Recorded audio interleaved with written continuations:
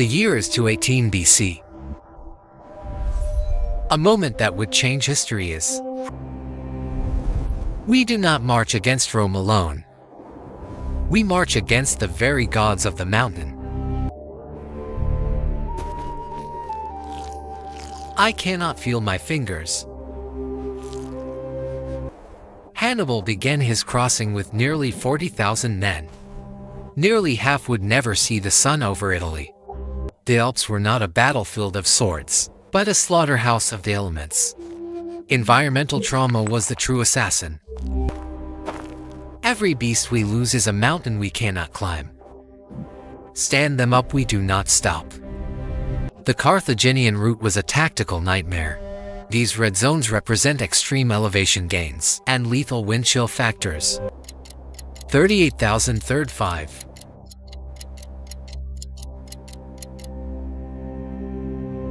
Logistically, this was a suicide mission. But what if Hannibal had tools designed to conquer the environment itself? To understand the solution, we must first respect the sheer scale of the tragedy. This is the crossing of the Alps. History records the tragedy as inevitable, but in our tactical studio, we ask. The Alps weren't just a military barrier, they were a biological one. Cold infection and exhaustion were the primary killers. By modern medical standards, over half of these losses were entirely preventable. The problem wasn't the mountain, it was the medicine. Data analysis reveals that with simple antibiotics and thermal management, the Carthaginian army would have arrived in Italy at near full strength. Meet our game-changer, one modern combat medic. Equipped with 22 years of medical evolution, in a single backpack. In 218 BC, simple infection from a dirty linen bandage was a death sentence. The difference isn't just technology, it's time. Ancient medicine waited for the fever. Modern medicine stops the wound before the body even knows it's hit. So here is the tactical question. If a single medical squad followed Hannibal across the Alps, how many thousands of veterans would have? Let's look under the hood. This isn't just a bag, it's a mobile surgical suite, designed for the worst environments on Earth. These shears cut through layers of frozen hide. In seconds, no more struggling with frozen buckles, while a soldier bleeds out. But the real lifesaver is the cat tourniquet. Simple, mechanical, and 100% effective against femoral hemorrhage from mountain falls. In the Alps, a leg fracture meant a slow death. With this, it's a stabilized injury. The veteran lives to fight another day. Finally, the space blanket. It reflects 90% of body heat, turning a frozen mountain trail into a warm survival pocket. By stacking these insulating layers, we create the hypothermia wrap, a high-tech survival cocoon. Frozen blood won't circulate. These 4 bags are kept warm by simple chemical pads to stabilize internal core temperature. Instant diagnostics. This pulse oximeter provides real-time data that Hannibal's healers could only have dreamed of possessing. Sepsis was the silent killer of antiquity. Modern broad-spectrum antibiotics would have turned a death sentence into a minor recovery. An ancient herbal poultice takes hours. These modern hemostatic agents stop life-threatening bleeding in under 60 seconds. Speed is life. This tactical stretcher allows a single operator to move a casualty in seconds, a process that the gear is ready, the science is settled. Now let's insert our medic into the frozen hell of the Alps to see how many lives he can save. The simulation begins. Our modern medic lands in 218 BC, bringing the golden hour of trauma care to a dying army. Hang on, soldier. This will trap your body heat. Don't close your eyes. In an era where a leg wound meant a slow death by hemorrhage, the tourniquet stops the clock instantly.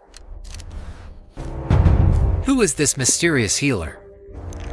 He restores strength to my warriors through vessels of glass. He moves like a phantom through the blizzard, leaving a wake of stabilized men where there was once only certain death. The speed. He treats a dozen men in the time my surgeons sharpen a single blade. Initiating active rewarming. Core temperature is critical, watch the monitor. This is the golden hour in trauma care. These first 60 minutes determine if a warrior lives to see the dawn. I can feel my hands again. You are a god of the healing arts. He repurposes the tools of war into instruments of life, securing the line one drip at a time. They carry the sun in their pockets, a heat that does not burn but heals. Pressure applied. Bleed stops, next man move him up. By applying the golden hour logistics, the medic has theoretically reduced non-combat casualties by 8 to 5%. Hannibal's march continues. No longer a retreat from winter, but a defiant advance toward Rome. History records that Hannibal arrived in the Po Valley with only 26,000 men, a shattered remnants of a great army. But with modern intervention, that number surges to 35,000. That is 9,000 extra veterans ready for battle. This 30% increase in healthy infantry would have likely ended the Punic Wars in years, not decades.